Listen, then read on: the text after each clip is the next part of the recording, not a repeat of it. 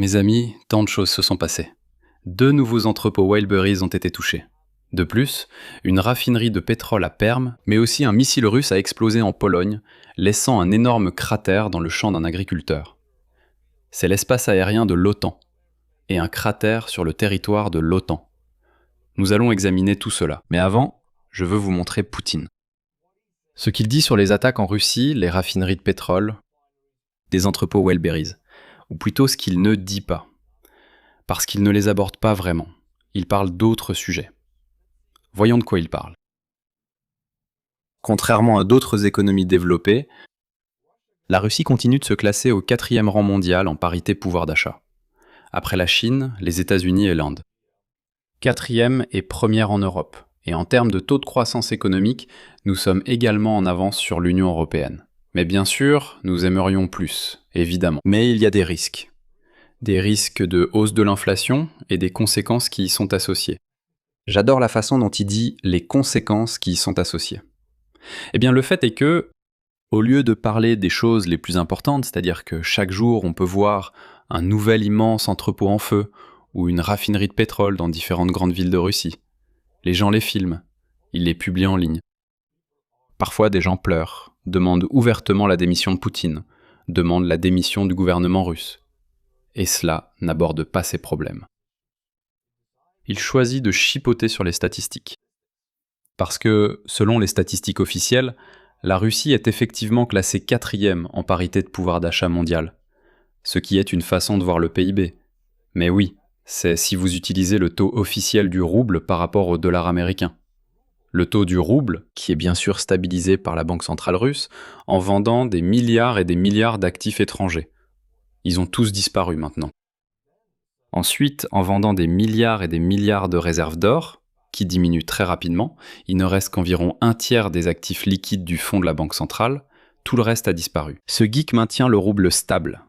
De plus, le gouvernement a obligé chaque pays à convertir leurs actifs étrangers et leurs actifs liquides en roubles, ce qui contribue également à sa stabilité. Ces mesures fonctionnent jusqu'à ce qu'elles ne fonctionnent plus, jusqu'à ce que la Banque centrale, les fonds et les entreprises n'aient plus ces actifs pour stabiliser le rouble. Donc oui, tu peux être 4e jusqu'à ce que tu sois le dernier. Alors les gens envoient à Poutine des vidéos de raffineries de pétrole en feu, et il dit « Regardez, on s'en sort très bien. Pourquoi vous vous plaignez ?» Avant qu'on passe aux choses sérieuses qui se sont passées, encore un extrait de Poutine, parce qu'il l'exprime plutôt bien. Une fois que le SMI sera terminé, qu'est-ce qu'on va faire ? Tout le monde s'est tellement pris au jeu. On parle de 1,5 million de pertes russes, et de l'économie détruite d'un pays entier qui a mis 20 ans à se reconstruire après la chute de l'Union soviétique. Qu'est-ce qu'on va faire ? On va s'ennuyer ? Non, il faudra reconstruire la Russie après ça, parce qu'il n'y aura plus d'économie russe. Donc, le 29 juillet, durant la nuit, des drones ukrainiens auraient frappé la raffinerie Perm-Nefteorg-Synthèse de Lukoil à Perm. J'ai toujours aimé ces noms à rallonge. La raffinerie de Perm, l'une des plus grandes raffineries de Russie, capable de traiter environ 30 millions de tonnes par an, et de magnifiques vidéos en sortent. Les gens passent en voiture, la route passe à côté, ils filment, ils postent ça en ligne, et ensuite ils rentrent chez eux et regardent la télévision. Et ils voient Poutine dire « Qu'est-ce qu'on va faire si l'opération militaire spéciale se termine ? Il n'y aura plus rien à faire, ce sera ennuyeux. » Ou il dit que la Russie est classée 4e dans le monde, on s'en sort bien. De quoi tu parles ? Ne te plains pas. Eh bien, voici les réservoirs de carburant de cette même raffinerie, recouverts de filets anti-drones. Vous voyez, dans cette raffinerie en particulier, je suppose que le directeur n'a pas volé l'argent, et l'a réellement utilisé pour installer des cages de protection autour des réservoirs de carburant. Et vous voyez, ils ne brûlent pas. Ça fonctionne. Si seulement les Russes volaient moins et défendaient mieux leurs biens, alors les drones ukrainiens auraient vraiment plus de mal. Heureusement, ils sont très corrompus. Donc c'est pas si difficile de toucher quoi que ce soit. Juste pour vous montrer à quel point l'incendie est vraiment important, et ce clip est parfait pour montrer que les pompiers ne peuvent pas vraiment faire grand-chose, avec un feu aussi énorme, en plus c'est un feu d'hydrocarbures, qu'est-ce que tu vas faire ? Comment tu vas pas éteindre ça ? Tu devras attendre que ça brûle entièrement, car aucune capacité de lutte contre l'incendie au monde ne peut l'éteindre. C'est trop pour tous. Ils sont donc appelés, ils restent là et ils regardent. Et ils se parlent à la radio, comme tu peux l'entendre, de façon très agressive. Des voix russes agressives. Regarde-les ne rien faire parce qu'ils ne peuvent rien faire. Le même jour d'ailleurs, le 29 juillet, les murs de Wildberries à Ryazan ont été touchés. Et c'était le site Wildberries le plus récent de la Fédération de Russie. Il n'avait qu'environ 2 ans. L'installation Wildberries actuellement en feu à Ryazan n'était pas seulement la 4e plus grande, mais aussi la plus récente. 2 ans d'existence. Avec la dette impayée de l'entreprise, au moins 17,8 milliards, on se dirige tout droit vers une crise bancaire. Cibler de grandes entreprises très endettées et à faible marge, c'est le coup de génie de l'Ukraine dans cette guerre. C'est vrai, il s'avère que les modèles économiques de Wildberries, leurs marges bénéficiaires sont extrêmement faibles. C'est déjà un secteur difficile pour réussir à cause de ces marges bénéficiaires réduites, mais en plus, ils sont incroyablement endettés. Ils doivent près de 20 milliards. C'est évidemment le problème de la banque. Ce qu'on dit à propos de toi, si tu dois 1 million, c'est ton problème. Si tu dois 1 milliard, c'est le problème de la banque. Mais non. Si tu dois 20 milliards, c'est le problème du gouvernement, parce qu'ils devront renflouer tout ça. Des dizaines de milliers d'employés de Wildberries perdront leur emploi et les banques ne récupéreront pas leur argent. Cela va déclencher une crise économique en Russie. Bien sûr, les gens des immeubles filment ces drones ukrainiens, les publient en ligne, puis vont regarder à la télévision comment Poutine dit « tout va bien, les incendies sont à nouveau magnifiques ». Très beau.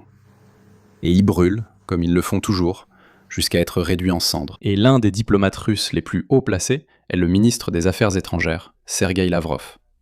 Et sur fond d'incendie des entrepôts Ryaz et Wildberries, je pense que c'est parfait d'écouter ce qu'il a à dire à côté de Poutine sur ce que l'opération militaire spéciale a apporté aux Russes. Poutine dit qu'ils s'ennuieront quand ils le sentiront. Voyons ce que dit Lavrov. Depuis longtemps déjà, l'opération militaire spéciale a un impact positif sur la vie dans notre pays. Regardez tout cet impact positif. Si je me tiens assez près, je peux sentir la positivité rayonner. On dirait presque de la chaleur. Je me sens réchauffé par cette positivité. Nous passerons au dernier succès, mais voici toutes les dates et lieux des succès de Wildberries. Il y en a eu 1, 2, 3, 4, 5, 6, 7, 8 au total pour l'instant. 18 juillet, Electrostorm, Moscou. 22 juillet, Krasnodar et Nevina, Minsk. 24 juillet, Chouchari, qui se trouve à Saint-Pétersbourg, et Outkina Zavod, encore à Saint-Pétersbourg. Un autre, 24 juillet, c'était à Ferropol en Crimée, qui était un tout petit entrepôt Wildberries. 29 juillet, à Ryazan. Nous avons juste regardé des vidéos à ce sujet. Et le 30 juillet, il y avait en fait 2 entrepôts. L'un d'eux était à Penza, et l'autre est à Sarapul, en Oudmourtie. Vous pouvez les voir sur la carte juste ici. C'est vraiment à l'opposé de Moscou. Donc les drones parcouraient en fait plus de 1000 km en territoire ennemi sans que personne ne les abatte, et des gens les filmaient tout au long du trajet. C'est étrange. Des personnes depuis la frontière ukrainienne, à travers 5 oblasts, filment le ciel et publient les vidéos en ligne. Regardez, il y a des drones qui volent, et ils parviennent quand même à atteindre leur destination. Cela montre à quel point la Russie a peu de défense aérienne, car la majorité est à Moscou. En parlant de la défense aérienne, voici Penza. Nous pouvons voir 2 drones ukrainiens voler. Vous pouvez les voir tourner autour, essayant de les suivre. Et vous pouvez entendre très peu de tirs, peut-être un seul fusil qui tire sur eux. Et c'est tout. Presque inexistant. Le tir de la défense aérienne russe protège un actif qui pourrait entraîner tout le système bancaire russe dans une crise économique. Avec cela, le gouvernement devra les renflouer, entraînant le gouvernement dans une crise. Je veux dire, c'est suffisamment important pour placer toutes ces défenses aériennes autour de Moscou, autour des raffineries de pétrole et des entrepôts Wildberries, mais ils ne le font pas. L'attaque, bien sûr, a en réalité eu lieu tôt le matin, avant le lever du jour.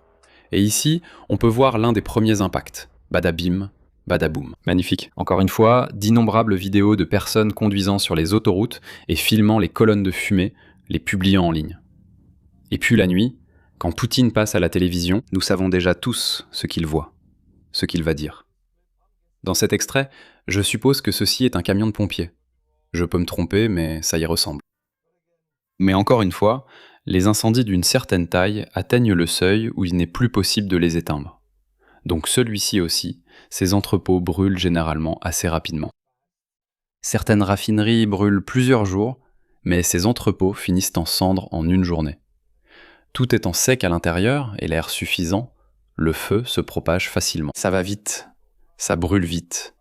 Si vous ne l'éteignez pas immédiatement, vous allez perdre tout l'entrepôt. Ce qui semble être le cas à Penza, comme vous pouvez le voir en ce moment. De belles flammes, je veux dire. Regardez ça, c'est apocalyptique. À ce propos, je dois vous rappeler ce que la propriétaire de Wildberries, Tatiana Kim, a écrit publiquement sur sa chaîne Telegram. Elle a écrit qu'elle tuerait jusqu'au dernier Ukrainien, qu'elle réduirait leur pays en cendres et qu'elle répandrait du sel sur leurs champs. Et quand tout cela sera fait, elle recommencera. Ça m'a rappelé Medvedev, l'ancien président russe ivre qui menace toujours, chaque jour, de lancer des frappes nucléaires sur tout le monde sur la planète. D'ailleurs, j'aime beaucoup la façon dont le chef ukrainien des forces de système sans pilote, Robert Madierprovdi, l'a exprimé sur sa chaîne. Votre colis n'arrivera pas, ni par drone, ni avec un vibromasseur. À partir de maintenant, ni Penza, ni Krasnaya Armia. Désolé, je voulais dire Oudmourti. Nous tiendrons bon, Moscou tombera, nous reconstruirons la Crimée et nous la ferons prospérer. C'est la promesse du chef ukrainien des forces de drone. Ces mêmes forces viennent de brûler 2 entrepôts Wildberries. Voici le bingo. Comme vous pouvez le voir, 1, 2, 3, 4, 5, 6, 7 entrepôts ont été détruits. À Yekaterinbourg, nous avons vu que l'entrepôt s'en est sorti avec un avertissement. Les voitures ont brûlé, l'entrepôt non. Certaines attaques échouent, comme nous pouvons le constater. 8 entrepôts ont été touchés. 7 d'entre eux ont brûlé. Pas tous réduits en cendres, mais la majorité d'entre eux ont été complètement détruits. L'entrepôt suivant, qui a été frappé en même temps, le même matin, se trouvait en Oudmourti, Sarrapoul. Et voici les ouvriers qui rentrent chez eux, ou quittent l'entrepôt après qu'il ait été frappé. Vous pouvez voir qu'ils sont très nombreux. Cela nous donne une idée de l'ampleur de cette entreprise, du nombre de personnes qu'elle emploie. Donc l'Ukraine a vraiment bien réfléchi à cela. Tout d'abord, c'est une entreprise qui est très facile à attaquer en Russie. Deuxièmement, une entreprise qui doit beaucoup d'argent aux banques russes, banque que le gouvernement central devra renflouer avec ses propres fonds, ce qui est positif. Troisièmement, cette entreprise emploie des dizaines de milliers de personnes à travers la Russie, toutes réalisant des vidéos et perdant leur emploi. Et comme nous pouvons déjà le voir dans les vidéos, ils ont tendance à blâmer leurs propres autorités, pas l'Ukraine. C'est une façon géniale d'attaquer cet entrepôt en particulier. Et bien sûr, nous avons une vidéo du moment exact de la frappe. Regardez, boum. C'est magnifique. Et les colonnes de fumée, comme je l'ai mentionné, sont visibles de loin et filmées par tous les Russes qui ont un téléphone. Ils les publient sur leurs propres réseaux sociaux, quels qu'ils soient, ou pour que les Russes puissent les voir. Donc, cela fissure la propagande russe et le mythe de Poutine selon lequel tout va bien. Et toutes les personnes voient ces vidéos et photos en ligne. Puis, elles écoutent Poutine leur mentir. Donc, cette arme agit aussi sur un plan psychologique. Elle fonctionne en endommageant les banques russes et en privant littéralement l'armée de sa logistique. Car beaucoup de volontaires qui commandent du matériel pour leur unité le font via Wildberries. Donc c'est une arme qui nuit à tout ce qui est lié à l'effort de guerre russe. J'ai brièvement mentionné les travailleurs qui vont perdre leur emploi, mais j'ai toujours mentionné, parce qu'ils font plus de vidéos, les hommes et femmes d'affaires, les revendeurs de Wildberries. Par exemple, cette femme qui a maintenant son argent bloqué, parce que lorsque vous vendez vos produits sur Wildberries, l'argent passe par Wildberries avant de vous parvenir. Il faut le retirer chaque semaine ou chaque mois. Cette femme ne l'a sans doute pas fait, ou n'a pas encore reçu l'argent. Maintenant, elle tente de le récupérer. Voyons si elle y parvient, et comprenons la situation. Wildberries ne va pas rembourser l'argent. Ils ne le feront tout simplement pas.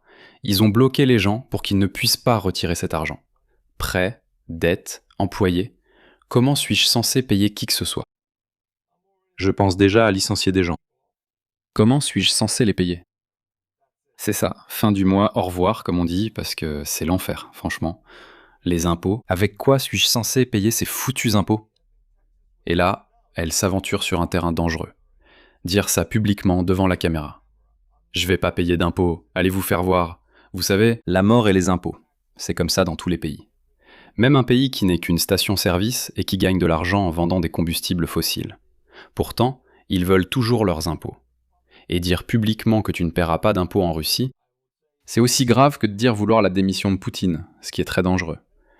Si cette femme pense avoir tout perdu et ne peut payer ses employés, elle risque quand même la prison. Je ne pense pas qu'en prison, elle dirait « j'ai tout perdu parce que je ne peux pas payer mes employés ». Là, elle pleurerait parce qu'elle est en prison. Donc, Elle se met elle-même en prison maintenant avec cette vidéo. Les prêts, c'est exactement la même foutue chose. Je m'en fiche aussi maintenant. Si personne n'en a rien à foutre de mes problèmes, alors maintenant je m'en fiche aussi des problèmes des banques et de tout le reste. C'est juste le symptôme de cette femme russe qui prend conscience du fait qu'elle vit en Russie. C'est comme ça. Il n'y a aucune protection ou garde-fou contre la douleur personnelle. Les compagnies d'assurance ne paient pas les... Dès que Wildberries est touché. Tu perds tout. Ils te rendent pas tes marchandises, même s'ils les ont. Ils ne te rendent pas l'argent ou le chiffre d'affaires déjà réalisé, ils le prennent tout simplement. En Russie, personne ne te défendra, car la propriétaire de Wildberries est amie avec Poutine. Tatiana Kim a été bénie par Poutine pour reprendre l'entreprise il y a quelques années de son mari. Donc si ces gens se tournent vers Poutine, aide-moi, ou regardez ce qui se passe, alors ils devraient savoir que les amis de Poutine dirigent cette entreprise. Ils tiennent les rênes. Donc cette personne est vraiment seule. Et le moment pour pleurer et protester, c'était il y a 20 ans, il y a 15 ans, il y a 10 ans. C'est même encore possible maintenant, si vous sortez et le faites par dizaines de millions. Mais seul avec votre téléphone, ça ne va pas vous aider. Nous avons une autre femme russe, pour une raison quelconque, qui a décidé que ressembler à un poisson, c'est joli. Je ne comprends pas les femmes russes. Leur standard de beauté repose sur les poissons. Je ne sais pas pourquoi elles aiment autant les poissons. Dites-le moi dans les commentaires s'il vous plaît, parce que je n'en ai aucune idée. De toute façon, la femme poisson dit que le 7e entrepôt de Wildberries est en feu. Ryazan est en feu. Nous n'avons même pas encore calculé combien a été détruit dans les autres entrepôts, en parlant de son entreprise et de son stock. Et un nouveau coup dur, Ryazan est en feu. Gère Tatiana Bokalchouka. Quand allez-vous enfin commencer à faire quelque chose à ce sujet ? Excusez-moi pour mon langage. Elle demande en gros à la propriétaire de Wildberries d'agir. Mais elle a déjà agi. Elle a publié en ligne qu'elle tuerait chaque homme, femme, enfant et retraité ukrainien. Donc c'est ce qu'elle va faire, je suppose. Eh bien, c'est évident pour tout le monde, non ? Nous n'avons même pas le temps de sortir quoi que ce soit. 7e entrepôt. Cette femme pleure parce que son pays a déclenché une guerre, et maintenant ils ont semé le vent et ils récoltent la tempête. La guerre a atteint leur territoire, c'est triste. Ils pleurent car ils subissent la guerre qu'ils ont déclenchée.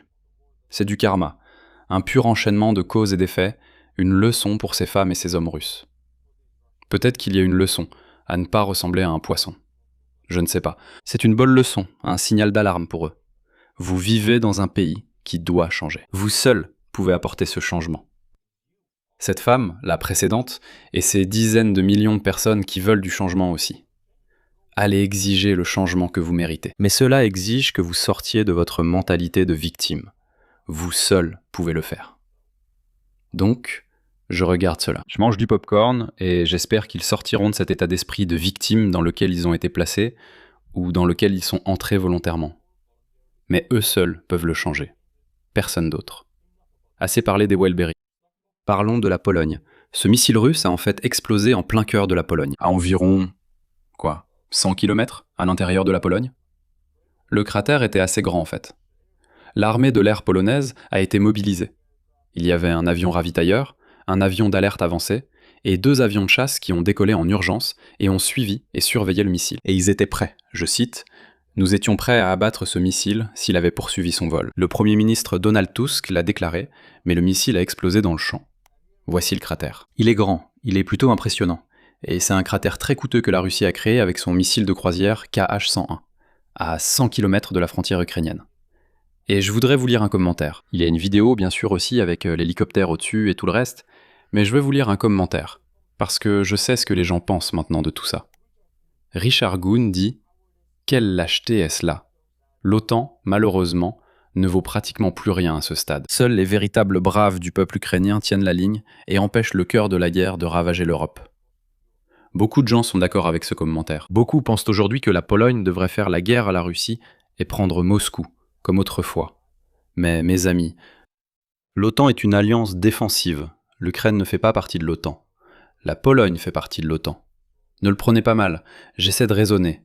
La Russie teste en permanence la préparation défensive de l'OTAN. Les articles et la structure de l'OTAN ont toujours été tels que nous répondrions avec une force appropriée. Un seul missile de croisière entrant sur le territoire polonais a immédiatement entraîné l'envoi de 2 avions de chasse, d'un avion ravitailleur, afin qu'ils soient prêts pour un temps de vol prolongé, un avion AWACS dans les airs. C'est une réponse massive. Ils étaient prêts à tirer, le doigt sur la gâchette, puis il s'est juste posé. Ils ont vu qu'il allait s'écraser dans un champ, le meilleur endroit. À bord, vous voyez ce missile. Si vous l'abattez en tant que pilote de chasse de l'OTAN, vous devez en assumer la responsabilité. Si ça explose et que les débris tombent sur une maison, quelqu'un peut être tué. Est-ce sûr de l'abattre ici ? Devrait-on attendre qu'il soit au-dessus d'un champ ? Finalement, il est tombé et s'est écrasé dans un champ, donc aucune intervention n'a été nécessaire. De plus, la réponse ne doit pas dépasser le nécessaire. Pourquoi ? Les gens veulent une riposte à grande échelle et tout donner à l'Ukraine, et riposter ouvertement contre la Russie. Ça ne peut pas être comme ça car la Russie le souhaite. Ils veulent que les pays occidentaux, ou d'autres, réagissent excessivement à de petites choses. Les Russes prennent l'initiative, provoquent un petit incident, et vous réagissez trop fortement. Puis, les Russes disent « D'accord, on peut les faire danser. On peut leur faire faire n'importe quoi. » Ce n'est pas comme ça que l'OTAN fonctionne. Ce n'est pas comme ça qu'une armée forte fonctionne. Elle ne se laisse pas manipuler, ni pousser à réagir avec force, si ce n'est pas nécessaire. Je suis totalement pour le soutien à l'Ukraine, et je veux voir la Russie détruite. Il n'y a aucun doute là-dessus si vous me connaissez. Mais il faut garder la tête froide ici. Avec les Russes, il faut savoir comment leur parler. Il faut savoir comment répondre à leurs actions. La réponse appropriée, c'est ce que nous avons vu en Pologne. 2 avions de chasse en quelques minutes après le passage du missile. Ce que les Russes voient là-dedans, c'est que les Polonais n'ont pas surréagi, mais ils ont immédiatement réagi autant que nécessaire pour neutraliser cette menace spécifique. Si les Russes avaient envoyé 10 BMP de l'autre côté de la frontière, nous aurions vu une réponse différente pour éliminer ces 10 BMP. Et cela aurait été, je suppose, un acte de guerre.